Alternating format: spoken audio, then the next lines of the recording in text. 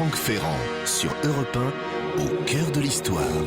Et c'est une émission inspirée de l'actualité que nous propose Franck Ferrand aujourd'hui sur Europe 1. Bonjour Franck. Bonjour Julia, bonjour à tous. L'actualité, oui, mais qui se greffe sur une histoire de 2 millénaires, puisque nous allons parler de l'histoire des papes. Et vous avez invité Philippe Levillain de l'Institut, grand connaisseur du Saint-Siège, ainsi qu'un auteur de romans. Oui, Édouard Brazet, qui vient de publier chez Télémac un de ses romans à clé et à énigmes que les Anglais appellent page-turner, vous savez, parce qu'ils sont conçus pour nous tenir en haleine jusqu'à la dernière page. C'est ce que nous allons essayer de faire avec cette émission, nous.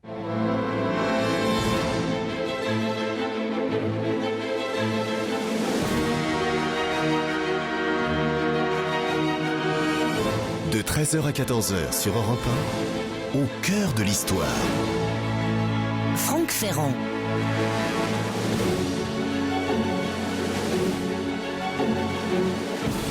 Une fois n'est pas coutume, je vous propose à titre de préambule d'entendre 2 documents. C'était sur l'antenne d'Europe 1. Le premier avait lieu le 19 avril 2005. Frédéric Elbert, notre correspondant à Rome, racontait la première apparition du pape Benoît XVI. Voilà le pape, le cardinal Ratzinger, l'ancien cardinal Ratzinger, le pape.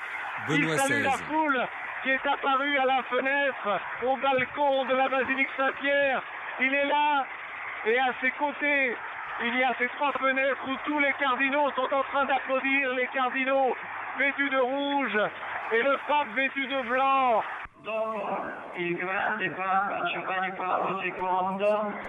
Le pape rend hommage à Jean-Paul II, son prédécesseur, et la foule applaudit. Et alors voici, près de 8 ans plus tard, le 11 février dernier, la voix de Benoît XVI, c'était encore au micro d'Europe 1. Après avoir examiné ma conscience devant Dieu à diverses reprises, je suis parvenu à la certitude que mes forces, en raison de l'avancement de mon âge, ne sont plus aptes à exercer adéquatement le ministère pétrinien. Je suis bien conscient que ce ministère, de par son essence spirituelle, doit être accompli non seulement par les œuvres et par la parole, mais aussi et pas moins par la souffrance et par la prière. Cependant, dans le monde d'aujourd'hui, sujet à de rapides changements et agité par des questions de grande importance pour la vie de la foi, pour gouverner la barque de Saint-Pierre et annoncer l'Évangile, la vigueur du corps et de l'esprit est aussi nécessaire. Vigueur qui, ces derniers mois, s'est amoindrie en moi d'une telle manière que je dois reconnaître mon incapacité à bien administrer le ministère qui m'a été confié. Alors on l'a beaucoup dit depuis ces quelques jours, la renonciation du pape Benoît XVI, annoncée pour la fin du mois, a beau être prévue par le droit canon, cela faisait près de 6 siècles qu'un tel événement n'était pas survenu au Vatican, et encore en 1412, lorsque Grégoire XII se retire, il s'agit d'une renonciation politique, motivée par la nécessité de mettre fin à la diarchie Rome-Avignon, vous savez, et d'élire en la personne de Martin V un pape qui mette fin au grand schisme. Si l'on voulait citer un pape qui, parmi les 264 successeurs de Saint-Pierre, en vérité 260 si l'on comptait pour un seul les 3 pontificats de Benoît IX et qu'on écartait les 2 fameux rivaux Léon VIII et Benoît V à la fin du Xe siècle, si l'on voulait donc citer les papes qui ont démissionné pour convenance personnelle, disons pour une raison liée à l'âge et à la santé, il faut remonter plus loin encore au XIIIe siècle, précisément à Célestin V qui, élu pape en 1294 à l'âge de 85 ans, avait préféré renoncer à sa charge après seulement quelques mois de règne. La fin de sa vie est d'ailleurs une histoire assez incroyable que nous allons évoquer tout à l'heure. Cette renonciation au trône de Saint-Pierre est en tout la 8e dans l'histoire de la papauté. Encore faudrait-il faire la distinction entre renonciation forcée, comme celle de Silvère en 537, il était accusé d'intelligence avec l'ego, ou celle de Grégoire VI en 1046, et puis les renonciations volontaires, comme celle de Benoît IX en 1045, un cas demeuré d'ailleurs assez obscur. 2 des premiers papes, Clément Ier et Pontien, avaient aussi renoncé à leur charge après avoir été arrêtés par les Romains, et ce pour éviter tout simplement la vacance du Saint-Siège. Cette circonstance est en tout cas très rare, vous l'aurez compris. Pour une fois, les journalistes ont pu à coup sûr dire qu'il s'agissait d'un événement historique. Et pour nous, c'est donc l'occasion de revenir sur 20 siècles de papauté, autant dire sur l'une des plus vieilles institutions humaines. Voici une chronique pleine de hauts faits et de coups bas, d'allées et de retours, d'ombre et de lumière. Ce que je vous propose, c'est une sorte de survol de l'histoire papale à travers les siècles, en faisant quelques haltes à des moments cruciaux, si j'ose dire. Le pape ne manque pas de titres. Il est évêque de Rome, vicaire du Christ, successeur du prince des apôtres, souverain pontife et chef de l'État de la Cité du Vatican, primat d'Italie forcément et patriarche d'Occident. L'actuel pape Benoît XVI a d'ailleurs renoncé à ce dernier titre peu après son avènement. Que signifient toutes ces appellations? À quoi ces titres font-ils référence? Eh bien, c'est ce que je vous propose de découvrir ou redécouvrir à l'occasion d'une plongée hardie dans 20 siècles d'histoire. L'histoire sur Europe 1, c'est avec Franck Ferrand. Et avec votre premier invité, Franck, sur Europe 1, il s'agit de Philippe Levillain. Il est membre de l'Institut, historien spécialiste de la papauté, vaticaniste. Il a notamment dirigé le dictionnaire historique de la papauté, réédité plusieurs fois chez Fayard. Bonjour Philippe Levillain. Bonjour. Vous êtes un des meilleurs connaisseurs de toute cette extraordinaire histoire des papes, 20 siècles d'histoire. Y a-t-il dans le monde d'autres institutions qui puissent se prévaloir d'une aussi grande ancienneté ? Non, et d'autant de mutations, les unes connues, les autres plus secrètes. Mais c'est une institution qui a évolué avec le temps, qui toujours a surmonté les plus grandes difficultés possibles, aussi bien dans les rapports avec les fidèles, oui, donc beaucoup de avec la communauté des croyants elle-même, et d'autre part avec les pouvoirs politiques, oui. Le monde, donc qu'il s'agisse aussi bien de l'empire, du Saint-Empire romain germanique, que dans les missions des sociétés africaines ou asiatiques, et même de l'empire des Ming. Successeur du prince des apôtres, dit-on, c'est-à-dire que le pape est le successeur de Saint-Pierre. Oui, d'ailleurs Saint-Siège, qui est une appellation qui est meilleure que Vatican. Le Vatican est un lieu, et souvent par métonymie, on dit Saint-Siège pour Vatican pour Saint-Siège. Ça veut dire siège de Pierre, la chaire de Saint-Pierre, établie sur le tombeau de Pierre, qui pendant très longtemps est resté aléatoire quant à sa situation et qui au fond a été finalement attesté par les fouilles très très courageuses mais très récentes et risquées qu'a fait faire Pie XII. Donc voilà, ce que le Saint-Siège, c'est l'assiette, si j'ose dire, du pouvoir du Saint-Siège du pape sur Rome. Alors justement, ces fouilles récentes du milieu du XXe siècle pour découvrir le tombeau même de Saint-Pierre sont au cœur d'un roman d'Édouard Brazet qui s'appelle Le Dernier Pape aux éditions Télémaque, et nous recevrons tout à l'heure, comme je vous le disais pour commencer cette émission, nous recevrons Édouard Brazet. Il nous parlera de ce roman qui m'a tenu en haleine en ce qui me concerne pendant tout le week-end. Ce premier pape, c'est donc Pierre. Oui, Saint-Pierre est un pape dans la considération de la chronologie. C'est un pape, je dirais, fondateur. C'est le premier des apôtres, le prince des apôtres, qui d'ailleurs a quelques tribulations dans ses relations avec Jésus, mais qui est déclaré à cause, je dirais, à la fois de sa foi et de son manque de foi. Qu'on se souvienne de la barque de Saint-Pierre sur le lac Tibériade. Oui, il est considéré comme étant le premier. Pape, que veut dire ce terme pape? Ça veut dire papa. D'ailleurs, vous savez qu'il y a un grand mythe sur le pape en Italie, notamment à Rome, on dit Farà un bel papa, il fera un beau pape. C'est le rêve de toute maman italienne d'avoir un beau pape, de donner un fils à l'église qui soit pape. Bon, voilà, donc ça, c'est papa. C'est un terme familier, c'est devenu un terme sacré. Alors, dans les semaines qui viennent, évidemment, les pronostics ne vont pas manquer sur l'élection du nouveau pape par le conclave. Le Sacré Collège est en train de se réunir en ce moment même. Est-ce qu'on a toujours élu les papes de la même façon à travers les siècles? Non, c'est à partir de Nicolas Ier, en fait, au XIe siècle, qu'on décide que ce seront les cardinaux qui éliront le pape, or ce qui est devenu le consistoire qui succède au synode romain, qui est une vieille institution. C'est-à-dire, le synode, c'était la réunion des évêques, en fait, c'est ça, voilà. Et du clergé romain. Du clergé romain. Au départ, et pour faire bref, le pape, l'évêque de Rome est élu par le clergé romain. Les cardinaux sont les successeurs des clercs romains. C'est pour ça qu'ils ont tous une église cardinaliste à laquelle ils sont rattachés. Depuis, c'est devenu naturellement un peu factice, si vous voulez. Mais enfin, les cardinaux sont essentiellement issus du clergé romain. Et cardinal veut dire gond, c'est-à-dire ceux autour desquels tourne la possibilité de la succession. Donc ils sont 117 dans l'état des lieux actuels. Le pape a essayé d'ailleurs... Le pape en a nommé beaucoup, là. Plus de énormément. En fait, c'est toujours le cas quand le pontificat est un peu long. Le pape nomme les cardinaux qui sont en principe, je dirais, sensibles à son héritage, à sa pensée et à sa ligne de force. Et donc là, en l'occurrence, on peut imaginer que le successeur de Benoît XVI sera dans la lignée de l'actuel pontificat.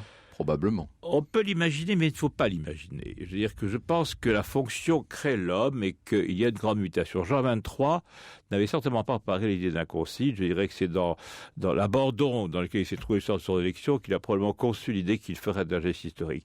Je pense que Benoît XVI, qui passait un peu pour une sorte de Jean XXIII plus musclé intellectuellement, si j'ose dire, et spirituellement, je ne sais pas, a imaginé cette renonciation parce qu'il s'est dit qu'il fallait qu'il donne au pontificat un air nouveau, un espace de liberté nouveau. Alors, depuis quand peut-on dire que le pape domine les consciences en Europe et dans l'ensemble et dans tout l'Occident ? Parce que les tout premiers papes au 5, 6, 7e siècle n'exerçaient pas un magistère très, très universel. Enfin, officiellement si, mais on ne peut pas dire qu'ils étaient très connus dans l'Europe. Vous avez tout à fait raison. Ils étaient en but, d'autre part, tout de même, une sérieuse concurrence des patriarches. C'est ça. Et d'autre part, ils ont essayé petit à petit, par les lettres encycliques, etc., d'imposer un style et une référence. Mais on peut dire que c'est le Concile de Trente qui assied définitivement l'autorité pontificale centralisée. Donc c'est récent. Donc, en fait, c'est le XVIe siècle.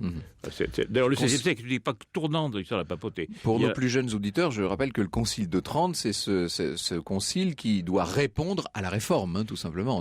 Qui avait préparé une réforme que Luther, si j'ose dire, a anticipé, qui a conduit à une contre-réforme. Mais le Concile de Trente, pour vos jeunes auditeurs, Franck Ferrand, il faut dire que c'est la ville de Trente, et non pas le Concile de 30 cardinaux. Non, c'est vrai, ils étaient bien plus nombreux que ça, évidemment. Et ça a duré très longtemps, d'ailleurs. Ça a duré jusqu'en 1564. Alors, le pape est devenu une sorte de conscience universelle encore beaucoup plus tard, au XIXe siècle seulement, finalement. Oui, parce qu'en fait, c'est le grand heurt pour la papauté n'est pas le Saint-Empire romain germanique, mais la Révolution française. Les Lumières, si vous voulez, pour faire vite, qui affirment tout de même qu'il faut séparer le pouvoir temporel, le pouvoir spirituel, ce qui était quand même le but de la théocratie au XIIe, XIIIe siècle, et que là, eh bien, il faut que le pape s'adapte. Donc, les premiers papes sont martyrisés, Pie VI, Pie VII, Napoléon, de Bonaparte d'abord et Napoléon, le directoire de Bonaparte d'abord les traîne, si je veux dire, par la calotte jusqu'à Paris, les déporte et les enferme. Donc à Fontainebleau, c'est une prison de luxe. C'est un très bel appartement qui vient d'être restauré du reste. Voilà. Et puis, je veux dire, à ce moment-là, on leur demande de se souhaiter d'où. La réponse, c'est la faillibilité, parce qu'en même temps, on leur prend leur territoire. En 1870, Rome n'est plus dans Rome, Rome est savoyarde. Vous parliez du Saint-Siège, vous évoquez cet aspect, nous parlons dans un instant du statut de la Cité du Vatican. Europe 1, au cœur de l'histoire.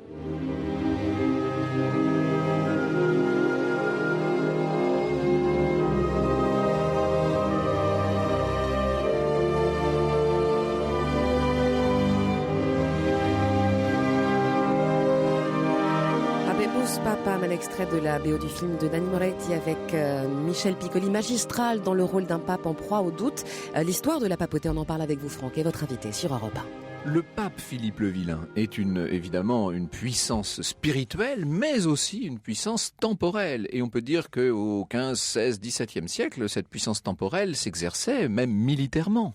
Oui, le pape a une armée. D'ailleurs, Jules II, lui, carrément, loue des mercenaires.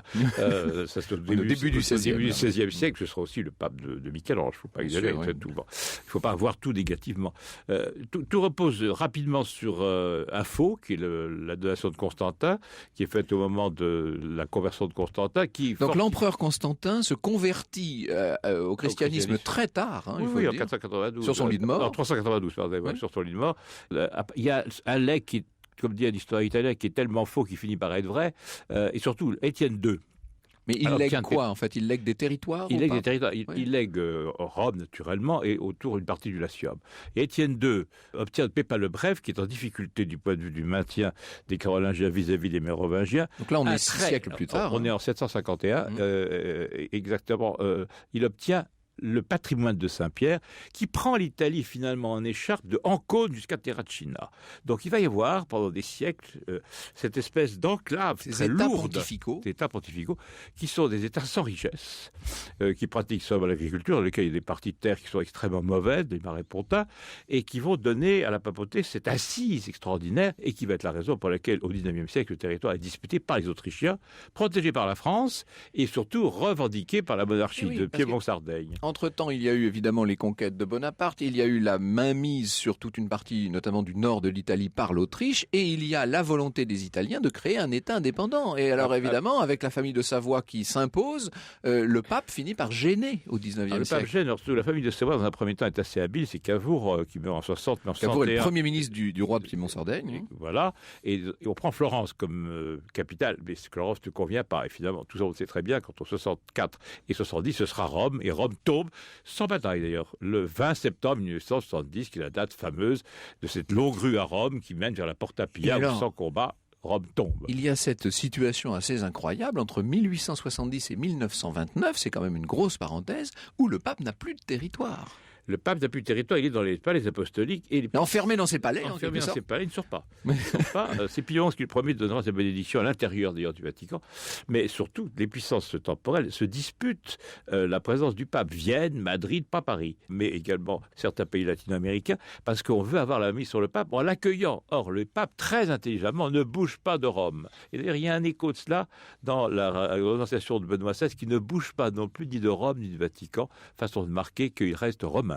Eh oui, c'est ça, en fait. C'est un ancrage. Un ancrage, absolument. Alors, en 1929, c'est Mussolini qui va donner au pape de nouveaux territoires. Mussolini a besoin de la paix avec les catholiques parce qu'il est en difficulté avec eux. Donc, il accorde ce qui est demandé depuis longtemps, mais il accorde moins qu'il n'est demandé. Oui, 44 hectares. 44 hectares, plus quelques enclaves dans Rome, notamment des églises et puis des bâtiments qui sont construits après.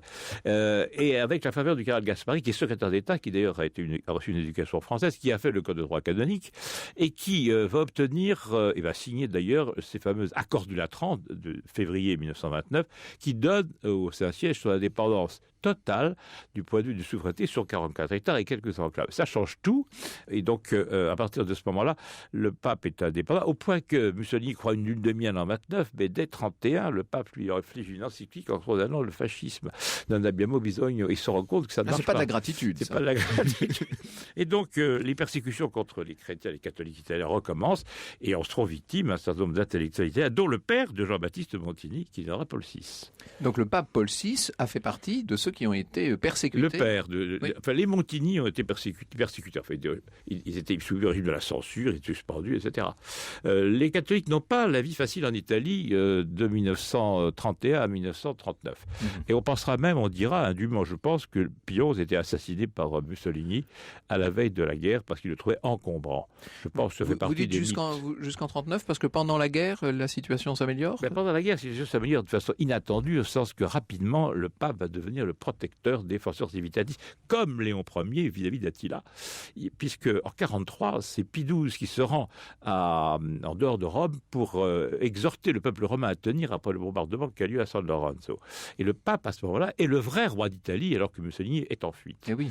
Et c'est là qu'il faut se dire que la popularité de Pie XII, qui mourra impopulaire parce que trop longtemps en agonie, est récompensée pendant très longtemps par le fait qu'il est populaire jusque dans les années 50, et surtout jusqu'en 64 avec l'apparition du vicaire. On a fait déjà à ce micro je pense même 2 émissions sur Pie XII, on aura peut-être l'occasion d'en refaire. Ce que je vous propose, c'est de mettre la question entre parenthèses aujourd'hui et d'évoquer en revanche un certain nombre de grandes figures de la papauté.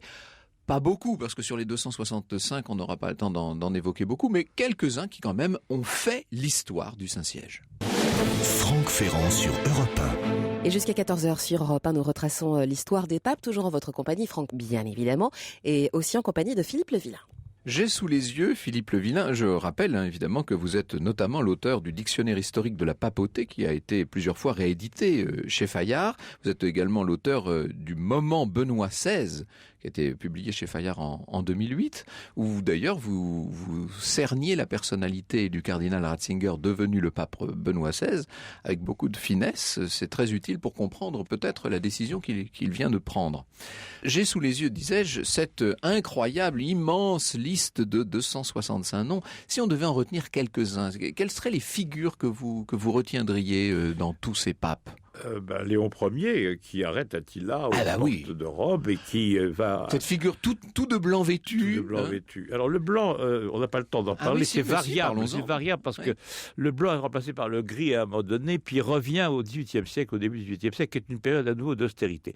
Le XVIIIe siècle n'est pas une période de fête pour la papauté qui est sensible aux lumières, Grégoire XVI en particulier, mais il y a eu alternance du blanc, du gris. Le pape aujourd'hui est totalement identifié à cette soutane blanche, à cette calotte blanche, etc.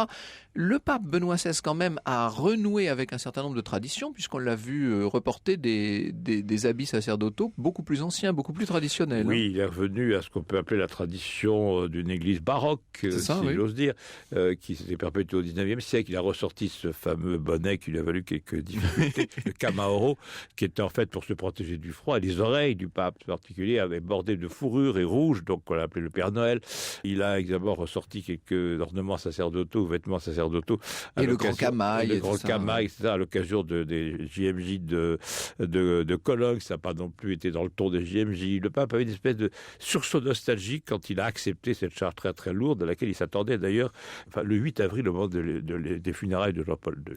Alors, Léon Ier arrête donc Attila. On ne sait toujours pas ce qu'il lui a dit, mais c'est incroyable que les hordes du chef des Huns se soient comme ça arrêtées devant l'apparition, disons, immaculée de ce pape.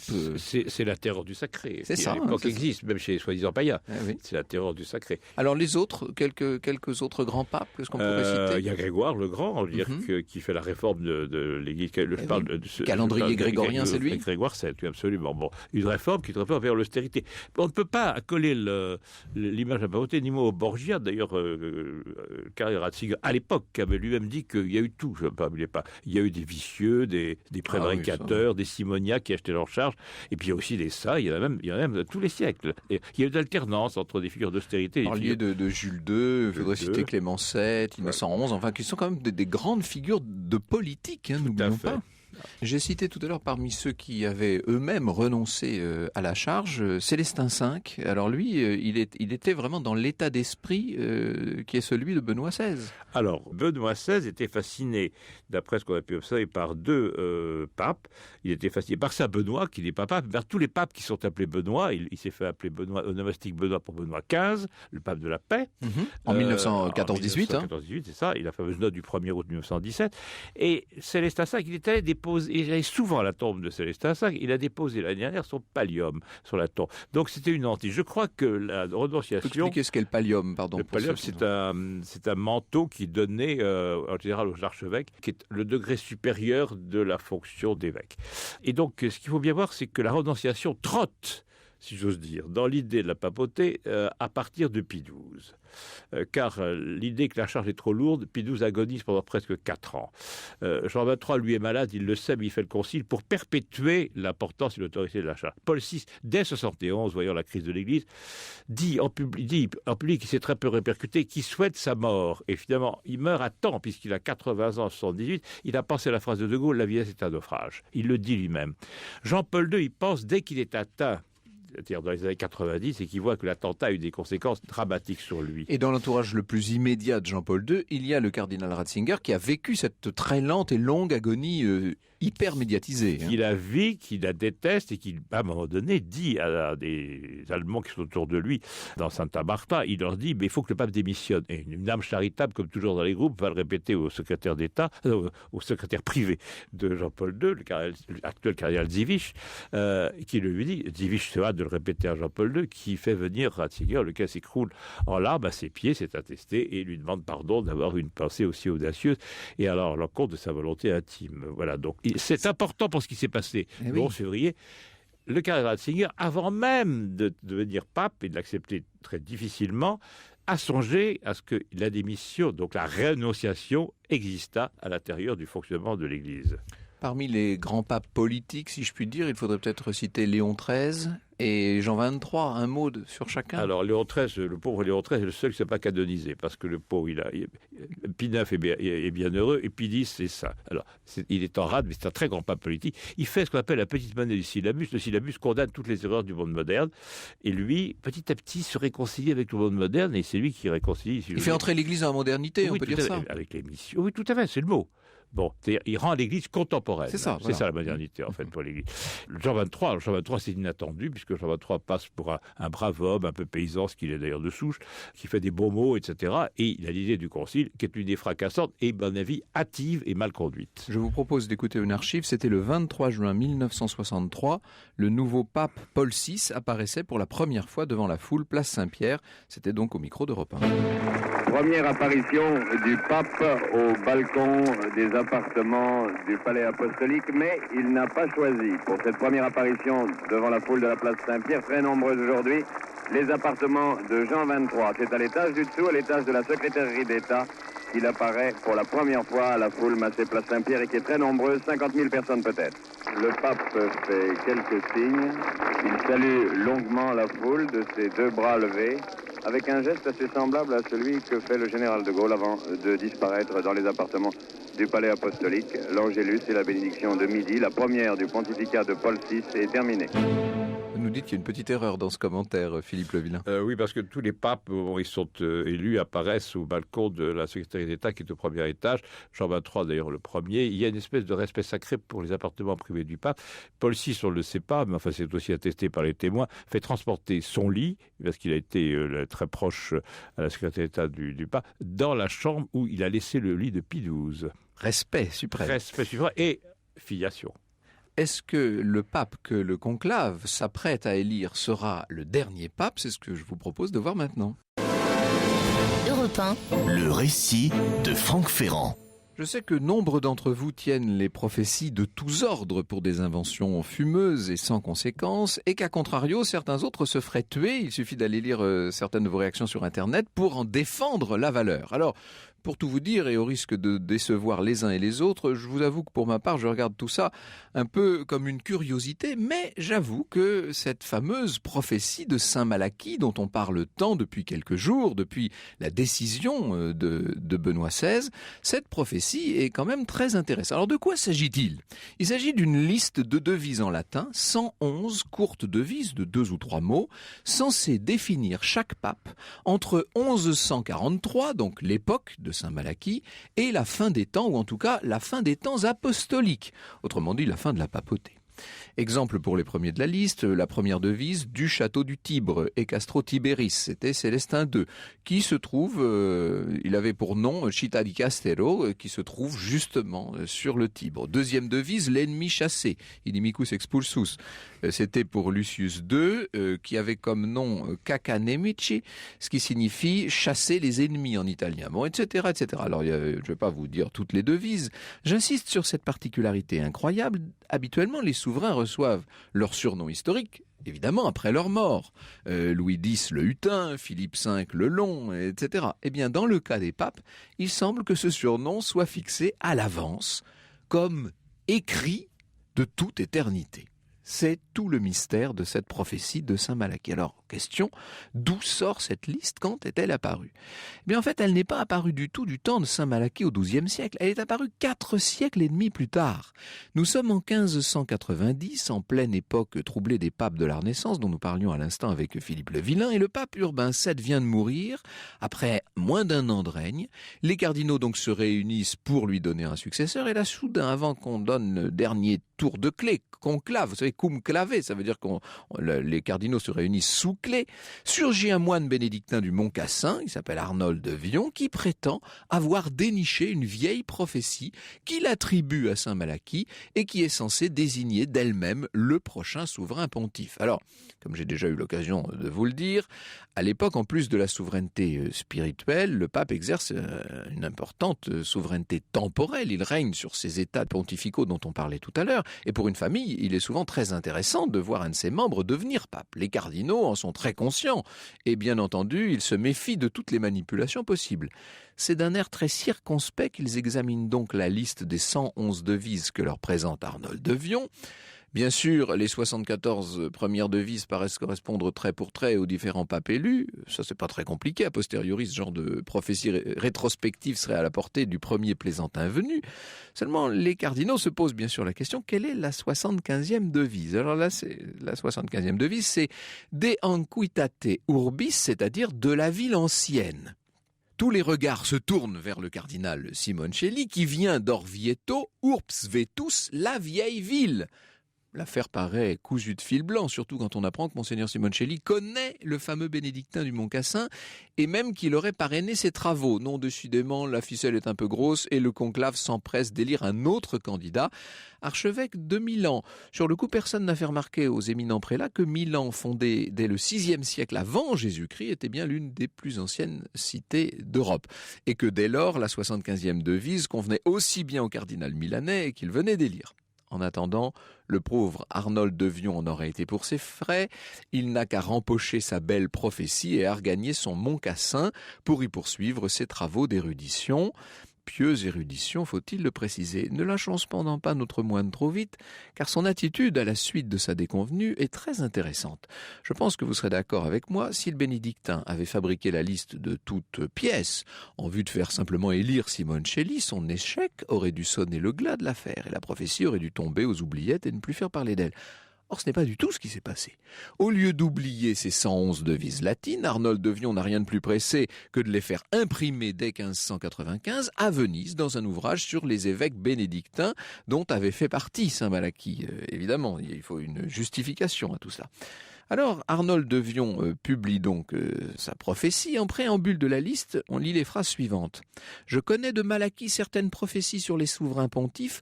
Comme elles n'avaient jamais été imprimées, je la reproduis ici. » C'est très important cette publication parce que ça veut dire que désormais, de manière incontestable et prouvée, à partir de 1595, la prophétie est fixée noir sur blanc. Pour être tout à fait clair, la 77e devise, celle de Clément VIII élue en 1592, on pourrait dire que là encore une tricherie est permise, puisque c'est un contemporain de Vion. À partir de la 78e devise, là, il n'y a plus aucun trucage possible. Alors on a très envie d'aller voir ce que ça donne. 78e devise, Undosus vir, l'homme ondoyant, qui convient très bien à Léon XI, puisqu'il régnera 27 jours.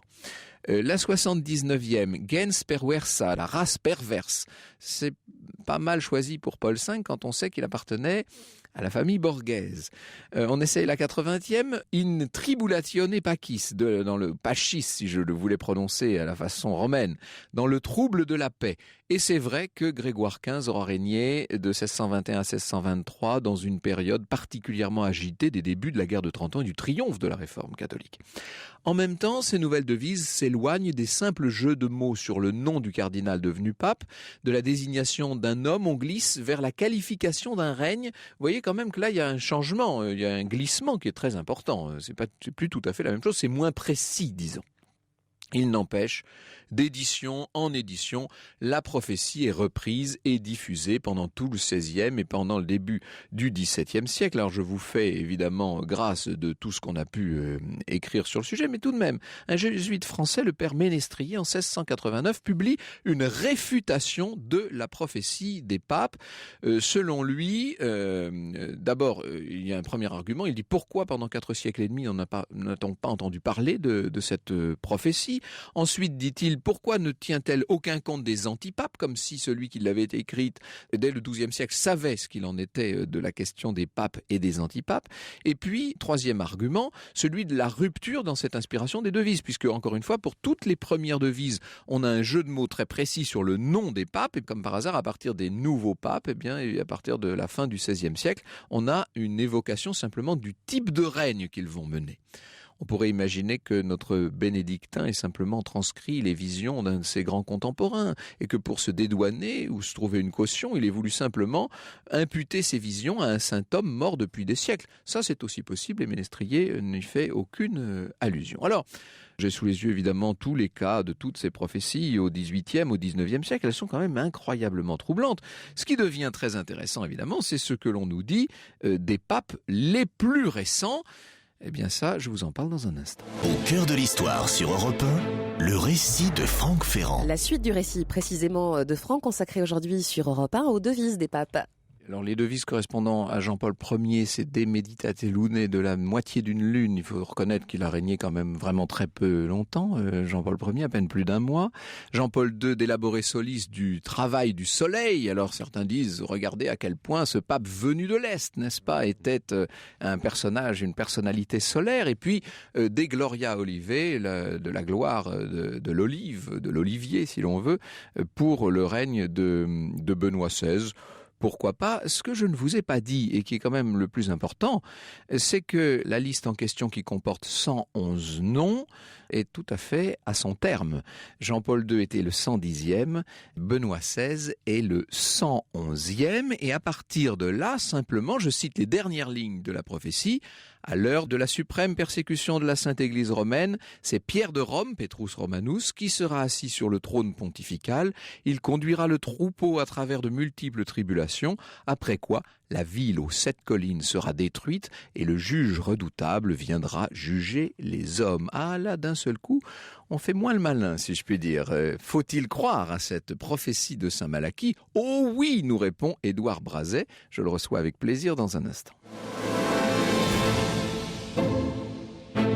Bonjour Édouard Brazet. Bonjour. Je n'ai pas besoin de demander à Philippe Le Villain ce qu'il pense de la prophétie de Saint Malachie. Enfin, j'imagine que vous n'y croyez pas tellement, vous. Je vous dirais, par un mauvais jeu de mots, digne de la mal vers mot, bien Malachie ne profite jamais. Voilà, ça, celle-ci est faite maintenant. Alors Édouard Brazet, cette prophétie de Saint Malachie fait partie des nombreuses références dont vous avez truffé votre roman, Le Dernier Pape, qui s'inscrit tout à fait dans la lignée d'Ange et Démon de Dan Brown ou de Credo de Jean-François Prévost, qui sont des grands romans d'aventures semi-ésotériques qui ont pour cadre ce Saint-Siège tellement mystérieux et tellement extraordinaire, lieu de pouvoir sans équivalent dans le monde tout de même. Et ce lieu de pouvoir, vous nous le faites visiter. Vous connaissez le Vatican comme votre poche? C'est vrai que c'est un État, comme vous le disiez, qui est le plus petit État du monde.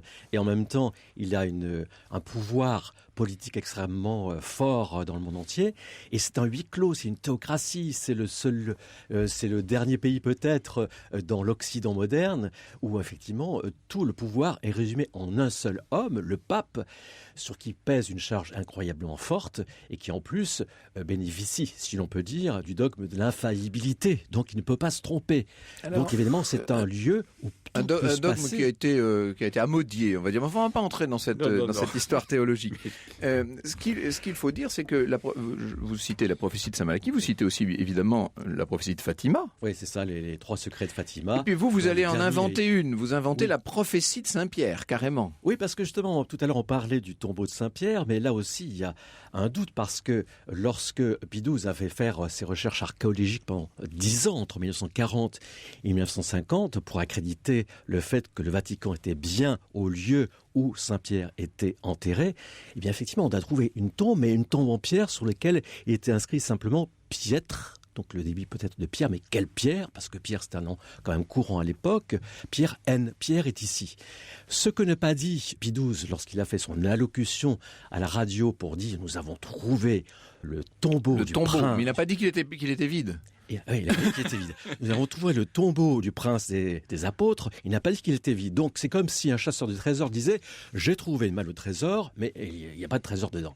Alors on a trouvé par la suite des ossements. Des ossements plus tard. Mais ces ossements, il y avait un problème aussi, c'est qu'ils étaient revêtus d'une sorte de robe de soie, etc. Donc ils appartenaient sans doute à quelqu'un du 1er siècle, ayant vécu au 1er siècle, mais d'une haute richesse. Or, Saint-Pierre a bien été, je commence mon roman d'ailleurs, par cette évocation, il a été crucifié la tête en bas en 65 après Jésus-Christ sous Néron sur le cirque de Caligula et Néron qui plus tard hébergera justement au pied de la colline Vaticane. Au pied de la colline Vaticane. Et on sait qu'à l'époque, les chrétiens étaient effectivement suppliciés, ils étaient considérés comme des bandits de grand chemin. D'ailleurs, Néron les avait accusés d'avoir mis le feu à Rome l'an passé, et certainement il finissait dans le Tibre. Donc très certainement, le pauvre Saint-Pierre ne repose pas sous la colline Vaticane.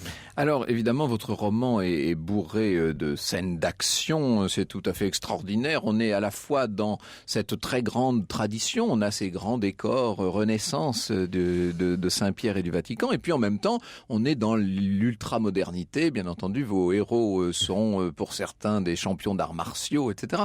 Et ce qui est assez frappant, Vatican. Et alors là, il faut que vous me disiez si c'est vrai ou pas, parce que c'est le problème des romans, c'est qu'on ne sait jamais ce qu'il y a de vrai et ce qui n'est pas. C'est cette histoire d'observatoire du Vatican. Alors, a toujours eu une grande attraction pour le ciel. Alors le ciel, bien sûr, le paradis, mais également le ciel, l'astronomie. Les pères jésuites, depuis plusieurs siècles, observaient à travers leurs lunettes, effectivement, les étoiles. Et alors, ce qui est vrai, c'est qu'il y a à la fois un observatoire à l'intérieur du Vatican, qui d'ailleurs a été transporté à Castel Gandolfo parce qu'il est la résidence d'été des papes, oui. Il y a également un observatoire qui se trouve au sommet du mont Graham, en plein Arizona, aux États-Unis, et qui observe les étoiles. Et ça appartient au Vatican. Alors ça appartient au Vatican. Ah oui, donc et ça c'est vrai alors. C'est encore une fois un père jésuite qui est le directeur de cet observatoire. Mais à côté, à quelques kilomètres à peine de cet observatoire, se trouve un autre observatoire. Il appartient à l'Université d'Arizona, mais également avec un consortium d'associations, dont l'Université catholique, et qui, lui, bénéficie de 2 télescopes géants, dont l'acronyme, vous savez, l'acronyme, on prend l'ensemble du nom qui était désigné. Les initiales ou les premières lettres. Les initiales, et son acronyme, c'est Lucifer. Ça, c'est réel. Et au début de mon roman, effectivement, à travers ce télescope Lucifer, on voit apparaître une sorte de lumière nouvelle, mais peut-être luciférienne. Ça c'est un acronyme. Vous vous amusez aussi avec l'anagramme des lettres que l'on trouve justement sur le pourtour du pied de coupole de Saint-Pierre de Rome, et qui dit « Tu es pierre, et sur cette pierre je bâtirai mon église » en latin. Et vous en tirez des mots qui sont littéralement diaboliques.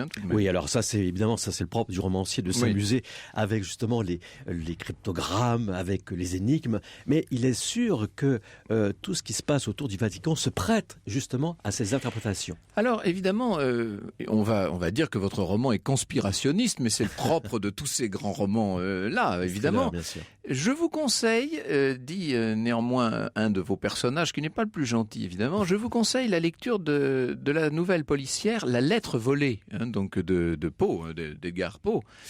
Il y explique que pour cacher une chose, il faut l'exposer au grand jour. Il en va de même avec le complot. Pour le cacher, il faut le révéler en laissant sciemment filtrer des informations qui seront reprises au vol par les journalistes et alimenteront des romans et des séries télévisées.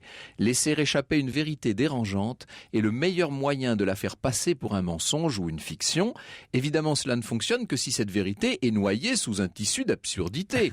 À la théorie du complot, il faut ajouter des farces telles que l'existence des vampires, des loups-garous, des extraterrestres. Ainsi, ceux qui y croiront passeront pour des illuminés ou des paranoïaques. On est dans une théorie du complot au carré, là, si je puis dire. Oui, mais c'est ça, mais c'est comme ça que fonctionne d'ailleurs la théorie du complot, ou justement le complot, en quelque sorte. Édouard Brazet, Le dernier pape, c'est aux éditions Télémac, et je vous garantis quelques heures très passionnantes.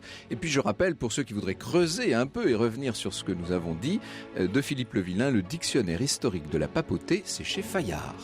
De Bernard Lecomte, L'histoire des papes, de 1789 à nos jours, c'est réédité chez Tempus. Et puis pour ceux qui voudraient se plonger dans l'actualité, je précise que le magazine Pèlerin consacre 40 pages cette semaine à Benoît XVI et un numéro spécial, l'album souvenir Benoît XVI, si humble, si grand.